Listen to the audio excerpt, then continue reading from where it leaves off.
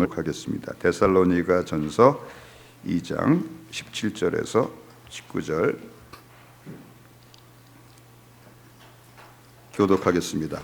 형제들아, 우리가 잠시 너희를 떠난 것은 얼굴이요 마음은 아니니 너희 얼굴 보기를 열정으로 더욱 힘썼노라. 18절 그러므로 나 바울은 한 번 두 번 너희에게 가고자 하였으나 사탄이 우리를 막았도다. 19절 우리의 소망이나 기쁨이나 자랑의 면류관이 무엇이냐? 그가 강림하실 때 우리 주 예수 앞에 너희가 아니냐?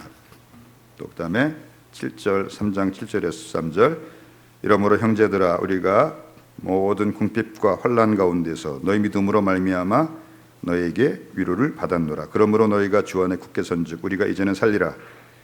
우리가 우리 하나님 앞에서 너희로 말미암아 모든 기쁨으로 기뻐하니 너희를 위하여 능히 어떠한 감사로 하나님께 보답할까? 주야로 간구함은 심히 너희 얼굴을 보고 너희 믿음이 부족한 것을 보충하게 하려 함이라.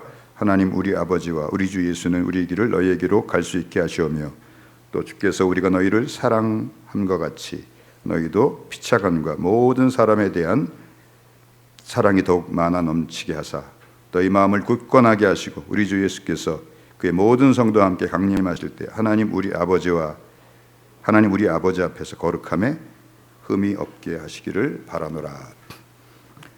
로마서 1장 13절에서 15절 말씀을 보겠습니다. 형제들아, 내가 여러 번 너희에게 가고자 한 것을 너희가 앞에 보십시오. 모르기를 원하지 아니하노니 이는 너희 중에서도 다른 이방인 중에서와 같이 열매를 맺게 하려 함이로되 지금까지 길이 막혔도다. 헬라인이나 야만인이나 지혜 있는 자나 어리석은 자에게 다 내가 빚진 자라. 그러므로 나는 할 수 있는 대로 로마에 있는 너희에게도 복음 전하기를 원하노라. 15장 22절에서 26절 그러므로 또한 내가 너희에게 가려 하던 것이 여러 번 막혔더니 이제는 이 지방에 일할 것이 없고 또 여러 해 전부터 언제든지 서바나로 갈 때 너희에게 가기를 바라고 있었으니 24절 이는 지나가는 길에 너희를 보고 먼저 너희와 사귐으로 얼마간 기쁨을 가진 후에 너희가 그리로 보내주기를 바람이라. 그러나 이제는 내가 성도들 섬기는 일로 예루살렘에 가노니 이는 마게도냐와 아가야 사람들이 예루살렘 성도 중 가난한 자들을 위하여 기쁘게 얼마를 연보하였습니다. 아멘. 말씀의 제목 같이 외쳐보겠습니다. 하나님이 막으실 때와 직행하게 하실 때. 사도 바울의 이 서신서를 보면 너희에게로 가고자 했는데 사탄이 우리를 막았도다, 또 길이 막혔다, 이런 표현들이 여러 곳에서 나옵니다. 오늘 본문인 데살로니가 전서 2장 17절 18절에도 보니까 형제들아, 우리가 잠시 너희를 떠난 것은 얼굴이요 마음은 아니니 너희 얼굴 보기를 열정으로 더욱 힘썼노라. 사도 바울이 그들을 다시 한번 만나서 그들을 믿음으로 격려하고 싶었는데 그러므로 나 바울은 한 번 두 번 너희에게 가고자 하였으나 사탄이 우리를 막았도다 라고 말하고 있습니다. 또 사도행전 16장 7절에 보니까 무시아 앞에 이르러 비두니아로 가고자 했을 때 예수의 영이 허락하지 아니하시니라. 사도 바울이 2차 선교 여행 때 터키의 서북쪽 지방인 해안가 무시아라고 하는 곳에서 복음 전하다가 다시 내륙 북쪽에 비두니아로 가려고 했는데 예수님의 영이 허락하지 아니하셔서 다시 이제 해안가 드로아로 내려갔다가 거기서 마게도냐 사람이 일어나서 건너와 우리를 도우라라고 하는 환상을 밤에 보고 이제 유럽으로 넘어가는 일들이 기록되어 있죠. 또 로마서 1장 13절에 보니까 형제들아, 내가 여러 번 너에게 가고자 한 것을 너희가 모르기를 원하지 아니하니 이는 너희 중에서도 다른 이방인 중에서와 같이 열매를 맺게 하려 함이로되 지금까지 길이 막혔도다. 또 그러므로 또한 내가 너희에게 가려 하던 것이 여러 번 막혔나니, 이렇게 막혔다는, 길이 막혔다는 말이 계속 나옵니다. 또한 개역 한글 성경으로 보면은 직행하게 하신다는 표현이 나옵니다. 먼저 데살로니가 전서 3장 11절 말씀을 봅시다. 데살로니가 전서 3장 11절 형제들아, 내가 여러 번 너에게 가고자 한 것을 하나님 우리 아버지와 주 예수는 우리 길을 너희에게로 갈 수 있게 하시오며, 여기 갈 수 있게 하시오며라고 지금 개역 개정에서는 다르게 번역을 해놨는데, 원래 그 헬라어 동사의 원래 뜻은 직행하게 하시오며, 곧바로 가게 하시오며, 장애물을 치워 주시오며, 그런 뜻입니다. 또 사도행전 16장 11절에 보니까 우리가 드로아에서 배로 떠나 사모드라게로 직행하여 이튿날 네아폴리로 가고, 이렇게 말을 하고 있습니다. 하나님이 어떤 때는 복음을 위해서 어떤 곳을 가려고 하는데 사도 바울의 길을 막으십니다. 또 어떨 때는 모든 장애물을 치워주시고 순풍을 주셔가지고 그냥 곧바로 가게 하십니다. 그러면 하나님은 어떤 때 이 길을 막으시고 어떤 때 직행하게 하시며 그 이유는 무엇일까요? 원래 이 사도행전 16장 11절에는 예수의 영이 허락하지 아니하신다라고 말하고 있습니다. 예수의 영은 성령을 말하는 것입니다. 성령께서는 예수님이 하시는 그 일을 똑같이 하신다, 그런 뜻에서 성령이라고 말하지 않고 일부러 예수의 영이라고 여기 사도행전 16장 11절에서 말을 하고 있는 것입니다. 그리고 오늘 본문인 데살로니가 전서 2장 18절에는 사탄이 막았다, 그렇게 기록을 하고 있고, 로마서에 보면은 무엇 때문에 막혔는지를 이제 명시하지 않고, 그러므로 나 바울은 여러분들에게 가려고 했지만 길이 막혔도다라고 수동태로 또 기록을 하고 있습니다. 사도 바울은 이 데살로니가 교회를 다시 방문하고자 여러 번 시도를 했는데 안타깝게도 성공하지 못했습니다. 그리고 그 이유를 사단이 막았기 때문이다라고 말을 하고 있습니다. 이 사단이 막았다고 하는 말을 이 성경학자들은 몇 가지로 추정을 하고 있습니다. 첫 번째는 사도 바울이 돌아가면 사도 바울을 데살로니가에서 내쫓고 다시 돌아오지 못하게 하는 것을 조건으로 이 야손이라고 하는 이 사도 바울의 그 친척이자 사도 바울이 머물고 있던 그 집의 주인인 야손을 석방을 했는데, 그 야손이 다시 위협을 받기 때문이다. 그래서 그의 안전을 고려해서 사도 바울이 가지 못했다, 그런 이제 주장이 있고, 두 번째는 데살로니가 유대인들이 사도 바울을 극심하게 핍박을 한 것으로 보아서 또 돌아가려고 하니까 오기만 하면 죽인다라고 하는 그 소문이 들려와서 돌아가지 못했다, 그렇게 보기도 합니다. 여기 마가또다라고 하는 그 동사가 이 앵콥토라고 하는 헬라어인데, 군사 작전과 관련해서 이 전투에서 후퇴를 할 때 적군이 쫓아오지 못하게 그 장애물을 놔서 길을 막는 것을 말합니다. 우리 고양시에 사시는 분들은 이 말을 잘 아실 거예요. 여기는 북한이 그 남침을 하게 되면은 침투하는 경로이기 때문에 그 큰 길마다 이렇게 기둥이 있고, 그 기둥 위에 큰 시멘트 덩어리가 올라와 있죠. 유사시에 폭파시키면 그 시멘트가 떨어져서 탱크가 들어오지 못하게 막는 그런 일을 하는 것입니다. 그러니까 적군이 쫓아오지 못하게 막는다, 그런 뜻입니다. 사탄의 입장에서는 누가 적군이겠어요? 우리가 적군이겠죠. 그러니까 누가 쫓는 거예요? 사탄이 쫓기는 것이고 우리가 쫓아가는 것입니다. 할렐루야. 이미 우리가 승리했습니다. 우리가 꼭 기억해야 할 것이 있습니다. 사탄이 아무리 하나님이 하시는 일을 방해하더라도 그것은 하나님의 손길 아래서 하나님이 허락하신 범위 내에서만 허락이 된다는 것입니다. 구약시대 때도 사탄은 하나님의 주권 아래서만 활동할 수가 있었습니다. 사탄이 욥을 하나님께서 이제 참소하죠. 하나님이 이렇게 복 주셔가지고 복 주셨기 때문에 하나님을 섬기는 것이, 복을 빼앗아 보십시오. 그러면 하나님을 원망할 것입니다. 그때 하나님이 욥기 2장 12절에 보니까 여호와께서 사탄에게 이르시되 내가 그의 소유물을 다 내 손에 맡기노라. 다만 그의 몸에는 내 손을 대지 말지니라. 사탄이 곧 여호와 앞에서 물러가니라. 하나님이 허락하셨어요.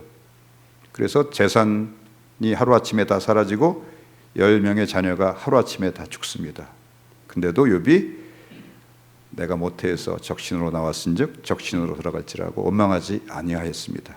그랬더니 또 사단이 두 번째 와서 아직 몸은 치지 않았지 않습니까? 몸을 치시면 분명히 원망할 것입니다. 그때 하나님께서 2장 6절에 보니까 여호와께서 사탄에게 이르시되 내가 그를 내 손에 맡기노라. 다만 그의 생명을 해하지 말지니라. 그래서 몸을 사단이 쳐서 악창이 들게 해서 막 너무나 가려워서 기와장으로 북북 긁을 정도가 되었고 몸에서 구더기가 막 살 정도가 되었지만 그래도 그가 범죄하지 않았습니다. 그리고 하나님이 생명 있는 손을 못 대게 하셨어요. 할렐루야. 우리가 꼭 기억해야 할 것이 있습니다. 사탄이 아무리 하나님이 하시는 일을 방해한다고 할지라도 그것은 하나님의 손길 아래서 하나님이 허락하신 범위 안에서만 된다는 것입니다. 구약시대 때도 그러했다면 이제는 예수님께서 십자가에서 죽으시고 부활하심으로 사탄이 이미 세상 임금의 자리에서 쫓겨났는데 지금은 더 사단의 권세가 제한적이지 않겠습니까? 요한복음 12장 31절에 보니까 이렇게 말씀을 합니다. 이제 이 세상에 대한 심판이 이르렀으니 이 세상의 임금이 쫓겨나리라. 내가 들리면 모든 사람을 내게 이끌겠노라 하시니 이렇게 말씀하시면 자기가 어떤 죽음으로 죽을 것을 보이심이로라. 이 세상에 대한 심판이 이르렀으니 이 세상의 임금이 쫓겨나리라. 여기까지만 하더라도 미래형이에요. 언제 쫓겨나요? 예수님이 우리의 모든 이 죄를 대신 지시고 십자가에서 죽으시고 부활하실 때 사단이 모든 권세를 잃고 세상 임금의 자리에서 쫓겨나는 것입니다. 또한 예수님께서는 성령이 오시면 죄에 대하여 의에 대하여 심판에 대하여 세상을 책망하시리라고 말씀하셨습니다. 성령이 언제 오세요? 예수님이 죽으시고 부활하시고 승천하신 다음에 성령이 오시니까 그때는 우리의 구원이 완전히 다 이루어진 다음이죠. 그래서 요한복음 16장 11절에 보니까 심판에 대하여라 함은 이 세상 임금이 심판을 받았습니다. 이미 받았다라고 말을 하고 있어요. 지금 이미 세상 임금이 심판을 받았어요. 그런데도 하나님은 그 사단을 제한적으로 활동하도록 허락하셨습니다. 요새 세대주의 종말론이라 그래가지고 인류 역사 마지막에 7년 대환란이 있고 그 이후에 또 뭡니까? 천년왕국이 있다고 하는 그 세대주의 종말론이 유행인데 우리는 우리 개혁주의 신앙에서는 그렇게 생각하지 않고 이미 천년왕국이 예수 그리스도의 죽으심과 부활을 통해서 이미 이 땅에 임했다고 우리가 믿습니다.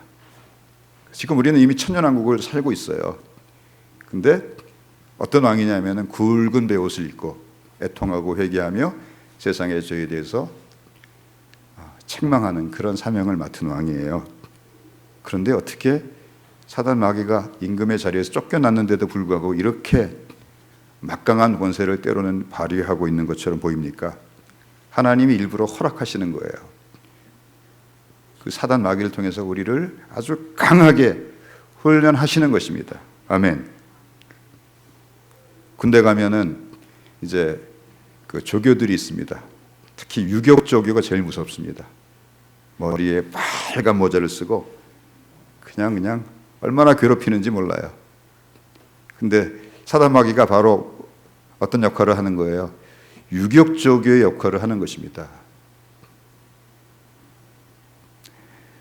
1968년도 1월 달에 김일성이 박정희 대통령을 죽이려고 120명의 무장공비를 한꺼번에 이제 난파를 한 적이 있습니다. 다 사살당하고 유일하게 김신조 씨가 살아남았죠. 그리고 몇 명이 북한으로 넘어갔어요. 근데 어떻게 넘어가냐면 산맥을 타고 이렇게 북상을 해가지고 태백산맥 쪽에서 북쪽으로 넘어갔어요. 근데 못 잡은 이유 중에 하나가 뭔지 아세요? 사람이 이 완전 군장을 하고 이제 뛰어가면은 한 4km 정도 산에서 뛸 수 있는 것을 이제 최고로 봅니다. 근데 이 사람들은 4km가 아니라 8km도 아니고 그 이상의 초인적인 속력으로 넘어가니까 여기 못 벗어났겠지 했는데 벌써 벗어난 거예요. 하나님께서 사탄을 통해서 우리를 그렇게 강병으로 훈련하신다고 믿습니다.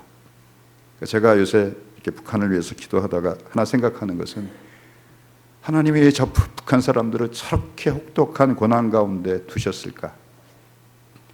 뭔가 북한 사람들 통해서 하나님이 이루려고 하시는 그런 뜻이 있을 것 같아요. 저는 통일이 된다고 하면 우리나라의 지도자가 한국에서가 아니고 북한에서 나올지 모르겠다, 그런 생각을 해봤어요. 한국교회 지도자가 이 남한의 교회가 아니라 북한의 지하교회 중에서 나오지 모르겠다, 그렇게 생각을 했어요. 왜? 그들은 그만큼 혹독하게 훈련 받았으니까. 아멘. 그렇다면 왜 하나님께서는 이처럼 사도 바울이 데살로니가로 가는 것을 사단이 막도록 허락하셨을까요? 첫 번째는 사도 바울로 하여금 사도 바울 자신이 아니고서라도 하나님은 얼마든지 놀랍게 일할 수 있다는 것을 그로 하여금 깨닫게 하시고 겸손하게 하시려고 하신 것입니다. 아멘. 사도 바울은 기독교 역사상 가장 위대한 종이죠. 그러나 이처럼 사도 바울처럼 가장 큰 은혜와 능력을 받고 세계 선교 사역에 있어서 아무도 따라갈 수 없는 위대한 업적을 남긴 그런 사람일수록 어떤 함정에 빠지기 쉬운가 하면 내가 아니면 안 돼, 내가 없으면 안 돼 라고 하는 그런 함정에 빠지기가 참 쉽습니다. 하나님께서는 그렇지만 사탄이 두 번이나 그 사도 바울로 하여금 데살로니가 교회는 내가 없으면 그냥 무너질지도 몰라, 내가 불과 3주에서 2달밖에 머물지 못했는데 저 교회가 어떻게 서가겠어 라고 생각할 때 일부러 사단으로 하여금 사도 바울의 길을 막게 하셨어요. 그리고 하나님께서는 데살로니가 교회를 통해서 도리어 사도 바울의 생각과는 정반대로 그 놀라운 데살로니가 교회 성도들의 믿음의 소문이 온 로마 각처에 울려 퍼지게 할 웅대한 계획을 가지고 계셨습니다. 데살로니가전서 1장 8절을 보면 이렇게 말을 하고 있습니다. 주의 말씀이 너희에게로부터 마게도냐와 아가야에만 들릴 뿐 아니라 하나님을 향하는 너희의 믿음의 소문이 각처에 퍼졌으므로 우리는 아무 말도 할 것이 없노라. 여기 소문이 퍼졌다고 할 때, 각처에 퍼졌다고 할 때 천둥 소리가 치다 혹은 나팔 소리가 울려 퍼지다, 그런 뜻이에요.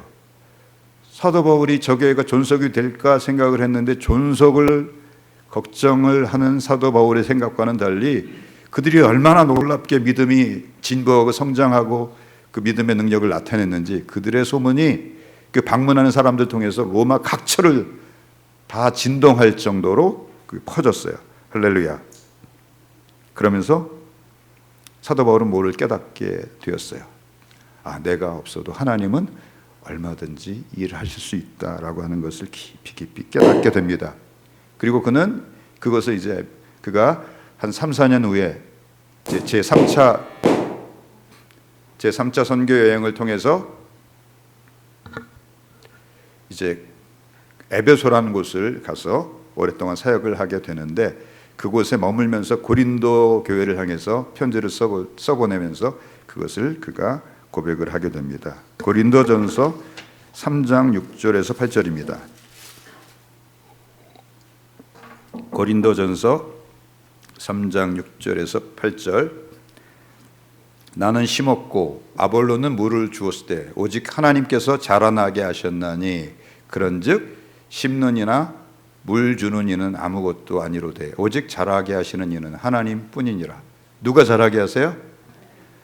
나는 심었을 뿐이라는 거예요. 그리고 아볼로는 물을 주었을 뿐이지만 심는다고 자라는 것이 아니고 물 주는 일을 한다고 자라는 것이 아니고 오직 자라게 하시는 분은, 그 주권을 가지고 계시는 분은 하나님이시라는 거예요. 할렐루야. 하나님의 교회에서도 잘못하면 내가 없으면 안 돼라고 하는 생각 때문에 많은 사람들이 그런 생각을 가진 사람들 때문에 힘들어질 때가 있습니다. 한국교회가 오늘날 이처럼 놀랍게 부흥하게 된 것은 온 몸과 마음을 바쳐 충성하신 하나님의 종들, 목사님들, 장로님들, 권사님들, 안수집사님들, 수많은 하나님 백성들 때문이에요. 그렇지만 또한 무너지게 된 이유 중에 하나도 그분들이 나 아니면 안 돼라고 하는 생각을 가지고 자기가 가지고 있는 어떤 권한들을 끝까지 놓치지 않는 거예요. 내가 없어도 됩니다. 아멘. 사도 바울은 이 부분을 특히 마게도냐 지역의 교회들을 선교하면서 뼈저리게 깨닫게 되었을 것입니다. 우리가 살펴보았듯이 사도 바울은 2차 선교 여행 때도 이 지금의 터키 지역, 소아시아 지역을 계속 더 세부적으로 집중적으로 선교를 하려고 했는데 하나님이 예수의 영이 막으셨어요. 그래서 할 수 없이 드로아라는 곳으로 내려갑니다. 드로아가 어디냐면 우리가 그리스 신화에 나오는 트로이의 목마의 그 트로이가 바로 드로아예요.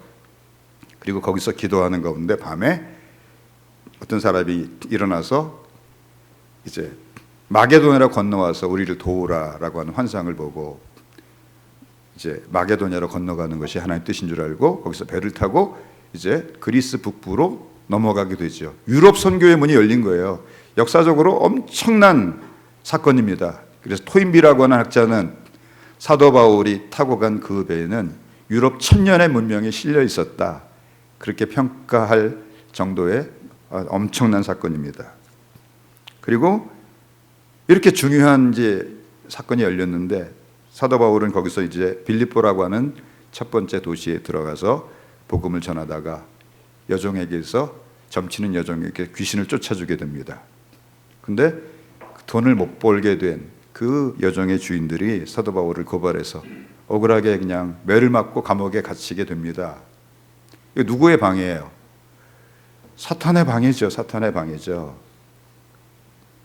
그리고 물론 이제 그 밤에 이제 옥토를 움직이는 지진이 일어나죠. 그들이 낭망하지 않고 한밤중에 일어나 찬송하며 감사할 때 옥토를 움직이는 지진이 일어나서 사도 바울의 그 발을 묶고 있던 그 착고와 모든 죄수들의 발을 묶고 있는 착고가 풀려지고 옥문이 열려져요.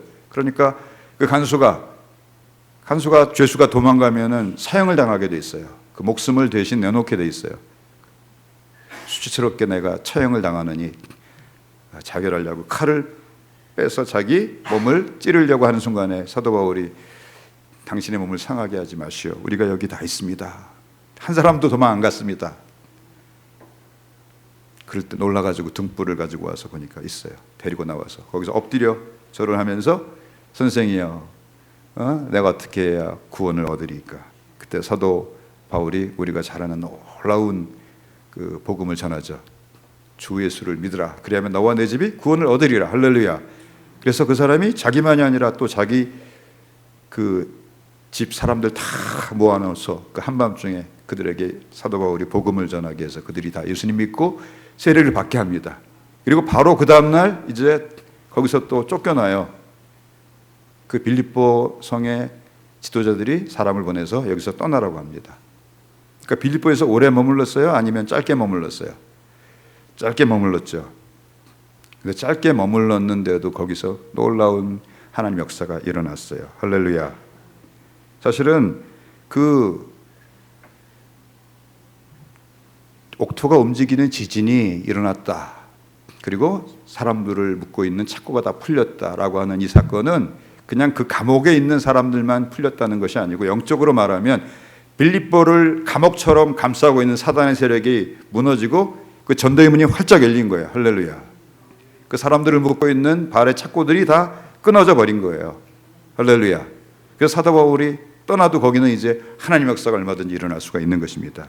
그리고 고린도 이제 거기서 쫓겨나서 데살로니가로 가서 한 3주에서 기껏 해봤자 2달 동안 말씀을 전하고 거기서 다시 쫓겨나듯이 또 도망가서 베레아로 갔다가 또 베레아까지 쫓아와서 거기서 또 남쪽으로 쫓겨나가게 돼요. 그러니까 유럽의 제일 그 첫 번째 선교지인 이 빌립보와 데살로니가 지역에서 이 교두보인데 거기서 복음을 아주 오랫동안 전하면서 단단히 기초를 닦아야 할 텐데 하나님은 그렇게 안 하셨어요.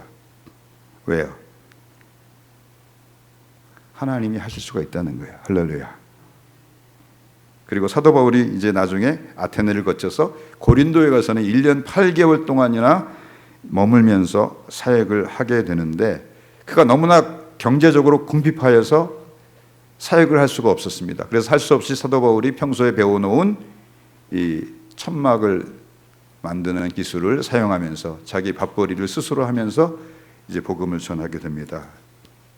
그러나 그때도 이 사도 바울에게 헌금을 보내 도와준 교회가 빌립보, 데살로니가 교회를 비롯한 마게도냐 교회들이었어요. 1년 8개월을 머무면서 복음을 전했는데 이 사람들은 사도 바울이 생활비가 있는지 뭐 관심도 없어요. 근데 불과 2달, 3달 머문 그 빌립보 교회와 데살로니가 교회 성도들이 헌금을 보내서 사도 바울을 도와줘요. 고린도후서 11장 9절을 봅시다. 내가 너희와 함께 있을 때, 너희는 고린도 교회 성도들을 말하는 것입니다.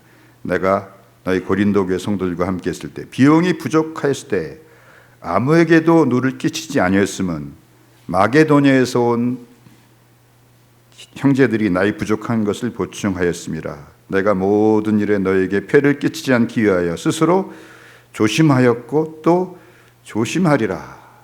참 이게 아이러니입니다. 고린도는 아주 부자 도시예요. 그리고 이 그리스 북부의 이 마게도냐의 빌립보나 또 데살로니가는 아무래도 고린도보다는 가난한 도시예요. 근데 가난한 사람들이 더 헌금을 잘을 해요. 근데 한 사람의 믿음이 어느 정도 자라야지만 헌금을 하게 돼 있어요. 그래서 목사님들이 주일 대예배 때는 헌금 설교하는 것을 참 조심하십니다. 왜냐하면 헌금 설교 잘못하면 교회 처음 왔다가 어떻게 돼요? 시험 들어가지고 안 나오는 경우가 상당히 많죠. 처럼 한 사람의 믿음이 어느 정도 자라야지만 헌금을 하게 되는데 사도 바울이 빌립보 교회하고 데살로니가 교회에 머문 기간은 불과 2달, 3달 아주 짧은 기간이었는데도 불구하고 그들이 헌금을 하는 믿음을 가지게 됐어요. 사도 바울이 가르쳤을까요? 아니라고 생각합니다. 누가 하신 거예요? 하나님이 하신 것이라고 생각을 합니다. 홍콩에 있는 우리 양 목사님 아시죠? 거기는 주로 주재원들이 90% 가까이 되기 때문에 3년 정도 있으면 다 국내로 이렇게 들어오십니다. 다 넉넉한 사람들이죠. 그러니까 물론 이제 자기 기본 예물 헌금은 다 하시고 자기 그 의무는 다 하시는데 한 번은 나한테 그런 얘기를 하더라고요. 여기 서울에 있을 때는 많은 사랑을 받았는데 당신은 사랑받는 게 은사라고 제가 말을 해줄 정도로 많은 사랑을 받다가 그 홍콩에 있는 교회로 갔어요. 근데 거기는 도대체 목사님에도 관심이 없는 거예요. 어떻게 사는지. 그러니까 굉장히 많이 그 마음이 힘들어하더라고요. 그래서 그게 목사님의 훈련입니다라고 제가 말을 했던 그런 기억이 있습니다. 이처럼 데살로니가 교회 성도들, 빌립보 교회 성도들 그 짧은 기간 동안 머물렀는데 그들이 어떻게 헌금하는 믿음을 가지게 됐어요? 누가 하신 거예요? 사도 바울은 입에서 안 떨어져서 못했을 거예요. 하나님이 다 하신 것입니다. 할렐루야. 그러므로 우리도 명심해야 합니다. 사도 바울이 고린도전서 2장 16절에서 나는 심었고 아볼로는 물을 주었을 때 오직 하나님께서는 자라나게 하셨나니라고 고백한 것처럼 나는 내가 맡은 일을 할 뿐이고 그 열매가 맺혀지는 그 일은 하나님의 사역이요. 내가 없어도 하나님은 또 얼마든지 당신의 일을 하실 수 있다는 것을 기억하고 우리는 도리어 디모데전서 1장 12절 말씀처럼 나를 능하게 하신 그리스도 예수 우리 주께 내가 감사함은 나를 충성되이 여겨 내게 직분을 맡기심이니라고 하는 이 감사의 마음을 가져야 할 줄 압니다. 두 번째로 하나님께서 사탄을 통해서 사도 바울이 데살로니가 교회에 방문하는 것을 막으시는 것은 사도 바울이 하나님의 뜻 가운데서 충성된 마음으로 진실하고 정직한 마음으로 있기만 하면 사탄이 절대로 하나님께서 하시려고 하시는 일을 막을 수 없고 도리어 복음의 놀라운 역사가 나타난다는 것을 깨닫게 하시려고 하시는 것입니다. 할렐루야.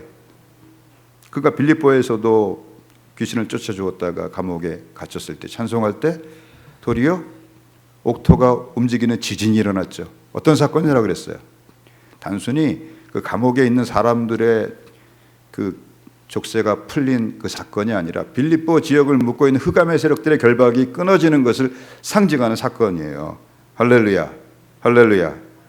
또 데살로니가에서 쫓겨나듯이 그가 도망쳐서 왔지만, 그리고 사단이 사도 바울이 다시 가려고 하는 것을 막았지만은 그 결과는 그가 갔을 때보다도 더 놀라운 하나님의 역사가 일어난 것입니다. 왜 이게 중요하냐면 영광은 오직 누가 받으셔야 돼요? 하나님이 받으셔야 돼요. 근데 사도 바울이 2번도 가고 3번도 가서 거기서 열심히 일을 했어요. 그럼 누가 영광을 받겠어요? 그 영광의 일부분은 사도 바울이 가로채게 되지 않겠습니까? 사도 바울이 원하지 않아도 사람들이 그렇게 말을 하게 될 것입니다. 정말로 복음의 역사는 하나님이 하시는 거예요. 그리고 또 반대로 사도 바울이 남쪽에 내려가서는 그 북쪽에서 너무나 짧은 기간 동안 밖에 머물지 못한 것이 안타까웠는지 이 고린도라고 하는 곳에 가서는 1년 8개월을 머물러요. 근데 두고두고 사도 바울의 속을 썩인 사람들이 누구예요? 사도 바울이 가장 많은 애정을 가지고 1년 8개월을 머물면서 집중적으로 복음을 전했음에도 불구하고 많은 사람들이 예수님께로 돌아와서 믿음을 가지긴 가졌지만 이들의 믿음이 성장하지 않는 거예요. 그냥 어린아이 같은 신앙에 계속 머물러 있고, 나중에는 또 사도 바울이 떠난 이후에는 또 사도 바울을 뒤에서 욕하고 사도 바울이 사도가 아니다라고 하는 말을 하면서 그의 마음을 아프게 했던 것을 기억합니다. 우리가 이 모든 것을 통해서 아무리 사단이 하나님의 일을 막으려고 하더라도 우리가 하나님의 뜻 가운데서 믿음으로 정말 착하고 충성된 마음으로 겸손히 주님을 섬길 때 하나님은 더 놀라운 하나님의 역사를 이룬다는 것을 기억합시다. 아멘. 더구나 이 일로 인해서 이제 디모데가 그동안에 사도 바울과 동행을 하면서 사역을 했는데 이제 단독으로 데살로니가를 방문함을 통해서 사역자로서 한 단계 더 성장하게 됩니다. 데살로니가전서 3장 5절에서 6절. 이러므로 나도 참다 못하여 너희 믿음을 알기 위하여 그를 보내었노니 이는 혹 시험하는 자가 너희를 시험하여 우리 수고를 헛되게 할까 함이니. 지금은 디모데가 너희에게로부터 와서 너희 믿음과 사랑의 기쁜 소식을 우리에게 전하고 또 너희가 항상 우리를 잘 생각하여 우리가 너희를 간절히 보고자 함과 같이 너희도 우리를 간절히 보고자 한다 하니. 이러므로 형제들아 우리가 모든 궁핍과 환난 가운데서 너에게 위로를 받았노라. 사도 바울이 데살로니가를 떠날 때 거기에 실라하고 디모데를 남겨놓습니다. 그러다가 이제 디모데를 오라 그래요. 그리고 디모데를 오라 그랬다가 너무 답답하니까 자기가 직접 못 가니까 디모데를 처음으로 혼자서 파송을 해요. 처음으로 이제 디모데가 단독 사역을 하게 된 거예요.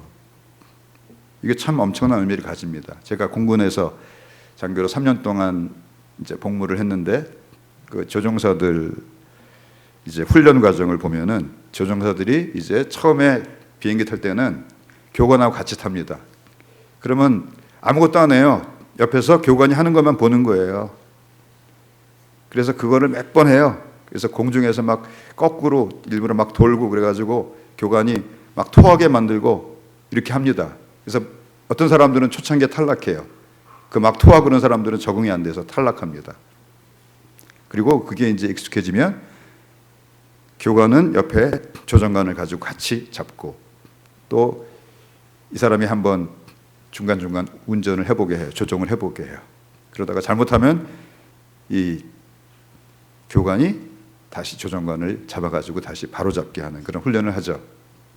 그러다가 나중에는 완전히 혼자 맡겨요. 그리고 뒤에서 이렇게 어떻게 하는 걸 봅니다. 그리고 그 훈련이 다 끝나면 어떻게 해요? 그러면 이제 단독 비행으로 처음으로 혼자서 올라가는 거예요. 굉장히 그 사람에게는 역사적인 순간이에요. 단독 비행을 한다는 것이. 지금 사도 바울과 그동안 같이 다니던 디모데가 처음으로 단독으로 더군다나 많은 위험과 어려움이 기다리고 있는 그 데살로니가를 향해서 돌아간다는 것은 대단한 믿음을 필요로 하고 있는 일인데 디모데가 그 모든 사명을 충성되이 감당함을 통해서 그가 사역자로서 한 단계 더 성장하게 됩니다. 아멘. 이게 참 중요한 것은 하나님의 역사는 나를 통해서만 되는 것이 아니라 그 다음에 계속 이어져야 하는 거예요. 할렐루야. 믿음의 후대를 통해서 이어져야 하는 것입니다. 디모데가 누구예요? 사도 바울의 믿음의 아들이에요. 영적인 후계자예요. 사도 바울은 이 디모데를 어디서 만나게 되냐면 소아시아 루스드라는 곳에서 이제 복음을 전할 때 만나게 됩니다. 그때 그가 루스드라에서 복음을 전하다가 날 때부터 안진병이 된 사람을 일으켜 세워요. 사도행전 14장 8절을 봅시다. 사도행전 14장 8절 같이 읽겠습니다. 시작. 루스드라에 발을 쓰지 못하는 한 사람이 앉아 있는데 나면서 걷지 못하게 되어 걸어본 적이 없는 자라. 바울이 말하는 것을 듣거늘 바울이 주목하여 구원받을 만한 믿음이 그에게 있는 것을 보고 큰 소리로 이르되 내 발로 바로 일어서라 하니 그 사람이 일어나 걷는지라. 우리가 바울이 한 일을 보고 루가오니아 방언으로 소리질러 이르되 신들이 사람의 형상으로 우리 가운데 내려오셨다 하여 바나바는 제우스라 하고 바울은 그 중에 말하는 자이므로 헤르메스라 하더라. 사도 바울이 사도 베드로가 했던 것처럼 날 때부터 안진병이 된 사람은 똑같이 이렇게 세워요. 이상하게도 사도 베드로가 아니라 똑같이 해요. 또 사도 베드로도 사도행전 10장에 보면 다비다라고 하는 많은 과부들에게 그 구제를 베푼 여인을 다시 살리죠. 근데 사도 바울도 이제 그가 어느 곳에 가서 복음을 전할 때 오랫동안 말씀을 전하니까 유두거라는 청년이 이렇게 2층에 앉아 있다가 꾸벅꾸벅 졸다가 떨어져서 머리가 깨져 죽어요. 그때 사도 바울이 안수하니까 어떻게 돼요? 다시 살아나죠. 할렐루야. 또 사도 베드로가 지나갈 때 그림자만 덮여도 사람들이 나요. 아멘. 또 사도 바울의 손수건만 가지고 가서 사람들한테 엉기만 한 병이 나요. 누가 더 훌륭한 사도예요? 왁상막하라고 합니다. 이거를 뭘 말씀하시는 거예요? 하나님은 누구에게든지 우리가 충성된 믿음으로 하나님 섬기면 동일하게 역사하신다는 거예요. 사실은 지금 이 시대에도 날 때부터 안진병이 된 자들이 일어나야 합니다. 죽은 자들이 살아나야 합니다. 할렐루야. 근데 그걸 누가 봤냐면 디모데라고 하는 루스드라에 살고 있던 청년이 그걸 봤어요. 그리고 사도 바울은 이곳에서 제자를 삼습니다. 그런데 또 여기까지 또 유대인들이 또 쫓아와가지고 사람들을 충동해서 사람들이 사도 바울을 돌로 쳐서 죽이게 해요. 그리고 사도 바울이 이제 축 늘어지니까 사람들이 질질 끌어가지고 성 밖으로 내칩니다. 근데 사도 바울이 일어서서 다시 그 성으로 또 들어가요. 자기를 죽이려고 했던 그 성으로 또 들어가요. 참 대단한 사람이죠. 사도행전 14장 19절입니다. 유대인들이 안디옥과 이고니온에서 와서 무리를 충동하니 그들이 돌로 바울을 쳐서 죽은 줄로 알고 시외로 끌어내치니라. 아마 이때 사도 바울이 3층 천에 영이 다녀왔다고 보통 학자들이 생각을 합니다. 그 정도로 실제적으로 죽은 것이에요. 근데 하나님 다시 살려주신 거예요. 근데 20절 제자들이 둘러섰을 때 누구도 여기 있었겠어요? 디모데도 있었겠죠. 바울이 일어나 그 성에 들어갔다가 이튿날 바나바와 함께 더베로 가서 그 복음을 그 성에서 전하여 많은 사람을 제자로 삼고 루스드라와 이고니온과 안디옥으로 돌아가서 루스드로 돌아갔어요. 거기서 제자들의 마음을 굳게 하여 이 제자들 가운데 누가 있었겠어요? 디모데가 있었겠죠. 디모데가 뭘 봤어요? 사도 바울이 복음을 위해서 얼마나 목숨까지도 드리는 것을 두려워하지 않는 것을 보았어요. 이 믿음에 머물러 있으라 권하고 또 우리가 하나님의 나라에 들어가려면 많은 환난을 겪어야 할 것이라 하고 이 권면을 듣게 됩니다. 그리고 이제 2차 선교 여행 때 다시 루스드라는 곳에 갔을 때 거기서 이제 사도 바울이 디모데를 동역자로 택해서 데리고 떠납니다. 16장 1절입니다. 바울이 더베와 루스드라에도 이르매 거기 디모데라 하는 제자가 있으니 그 어머니는 믿는 유대 여자요 아버지는 헬라인이라. 2절 디모데는 루스드라와 이고니온에 있는 형제들에게 칭찬받는 자니. 3절 바울이 그를 데리고 떠나고자 할세 그 지역에 있는 유대인으로 말미암아 그를 데려다가 할례를 행하니 이는 그 사람들이 그의 아버지는 헬라인인 줄 다 알미러라. 성경 전반을 보면 디모데는 참 마음이 착하고 그 대신에 마음이 선량한 대신에 마음이 약간 유약한 사람이었어요. 근데 그가 단독으로 자기를 죽일지 모르는 사람들이 기다리고 있는 이 데살로니가로 혼자 가서 사역을 한다는 것은 참 그에게는 두려운 일이었지만 그는 자기 스승을 쫓아서 자기 목숨까지라도 버릴 각오를 하고 이 데살로니가로 가서 그 임무를 훌륭하게 수행하고 돌아오게 됩니다. 그러면서 그렇게 함으로써 또 다음 세대의 사역자가 세워지게 되는 거예요. 할렐루야.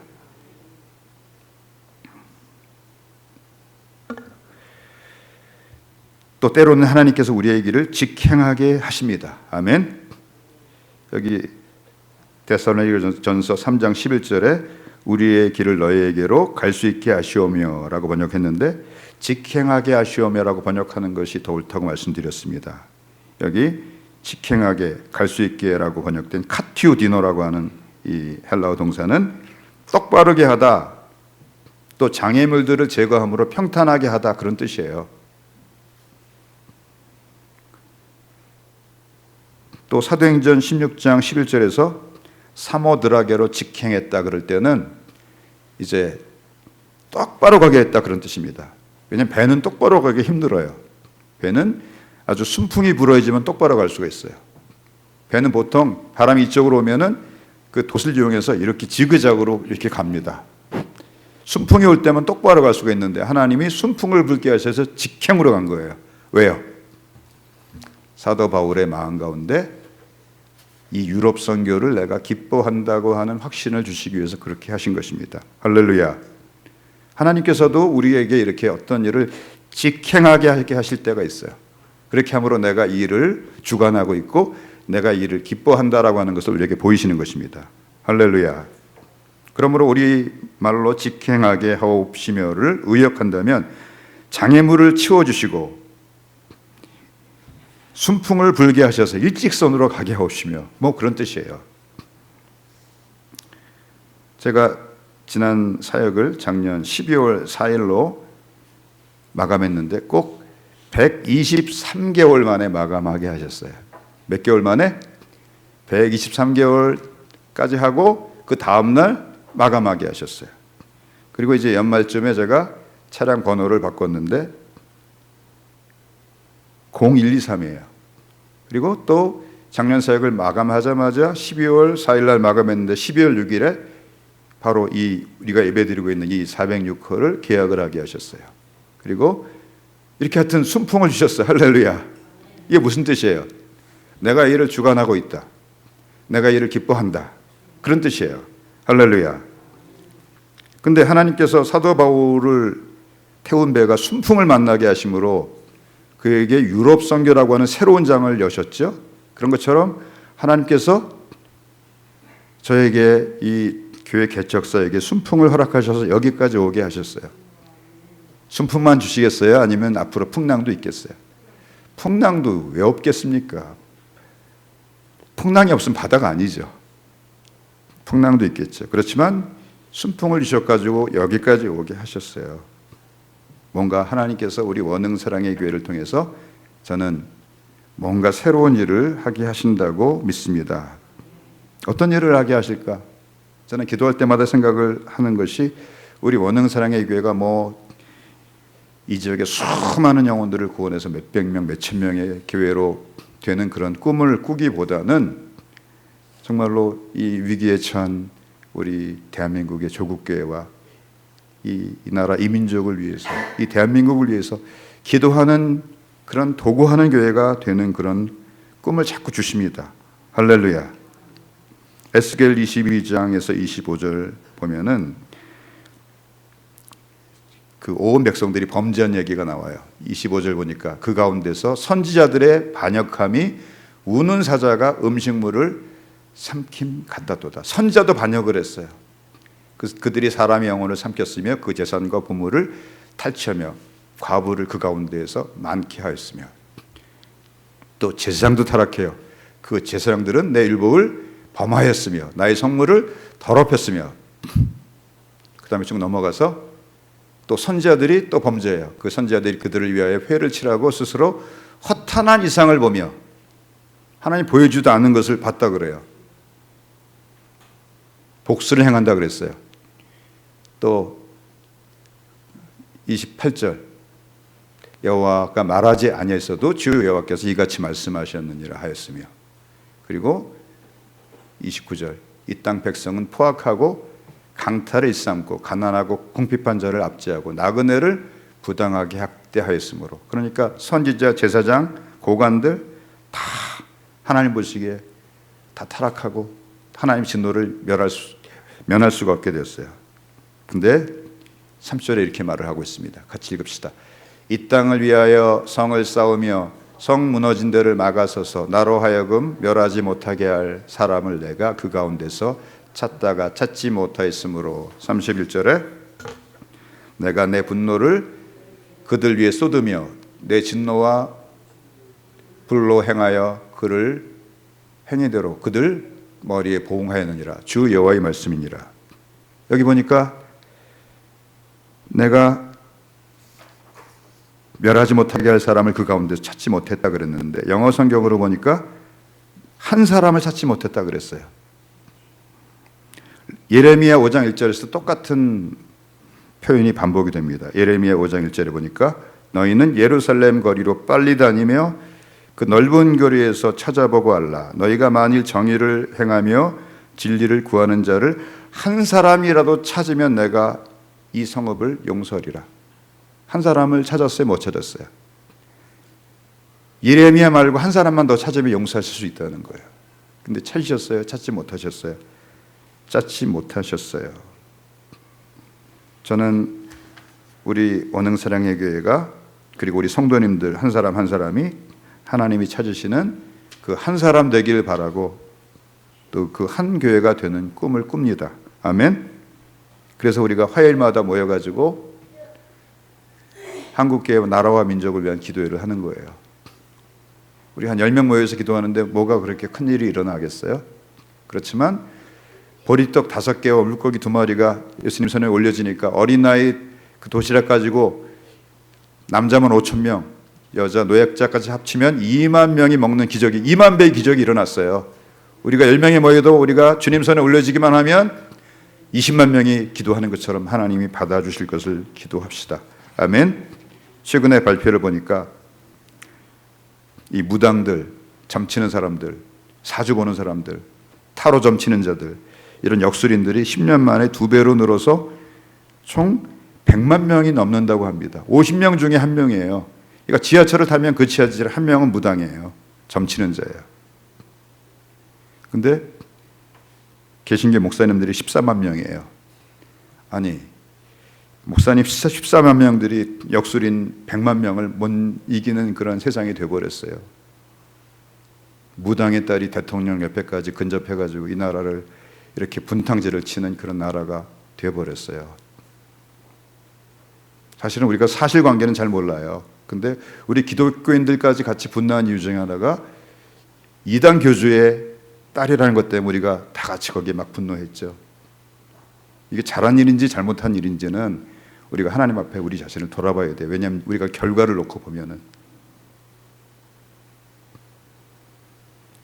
모세가 40년 동안 이스라엘 백성을 광야에서 인도하면서 한 가장 중요한 일은 뭘까요?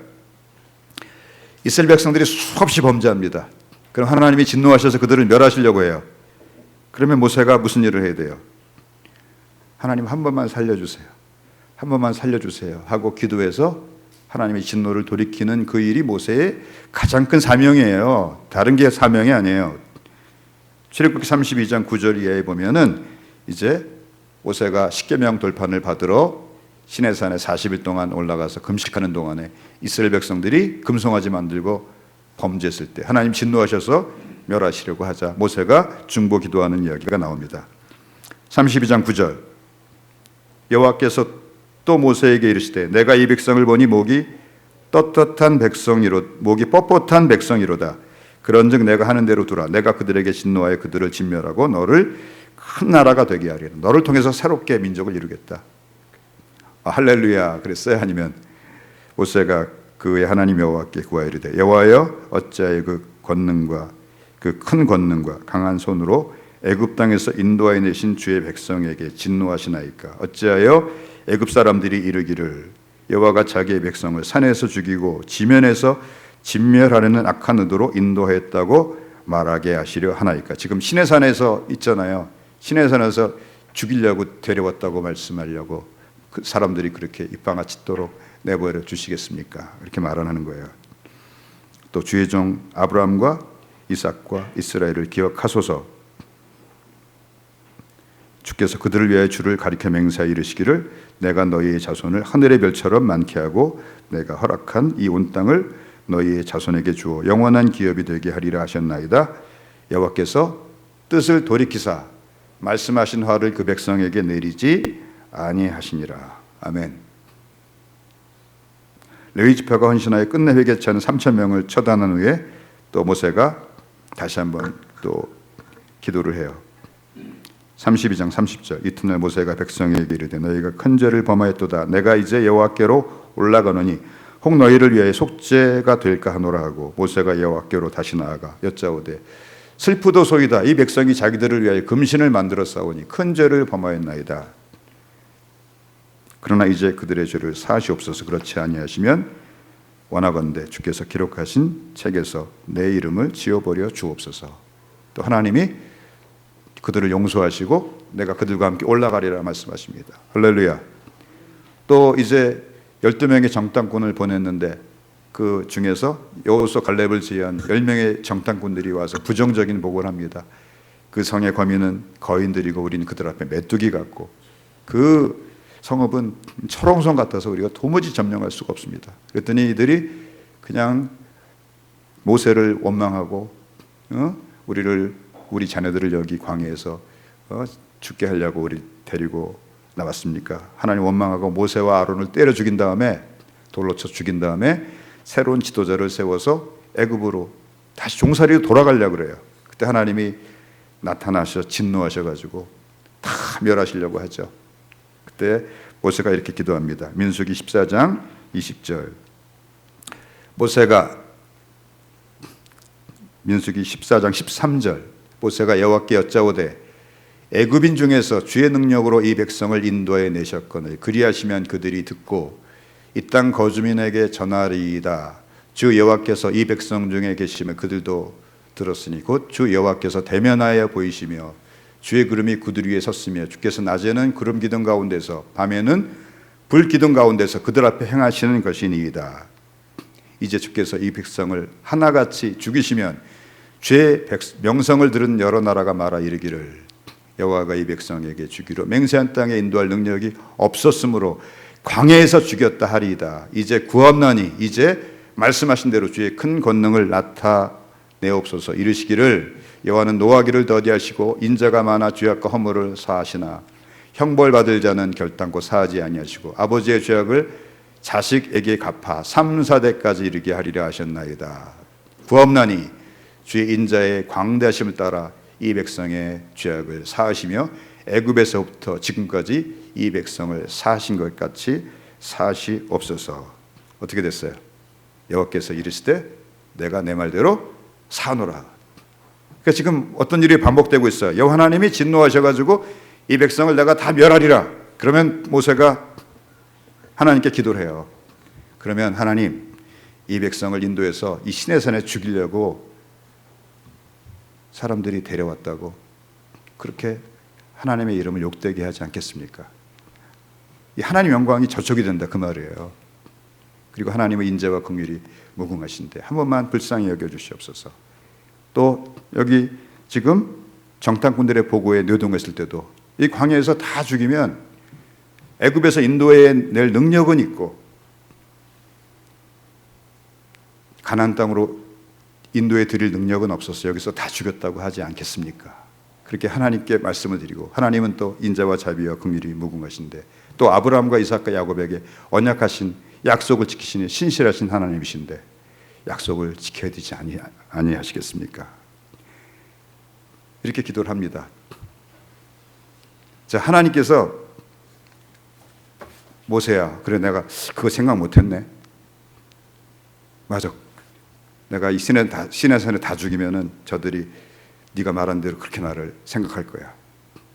또 이 광야에서 다 죽이면 내가 애굽에서 인도해낼 능력은 있고 가나안 땅으로 인도해 드릴 능력이 없어. 다 죽였다고 말할 거야. 네 말이 맞다.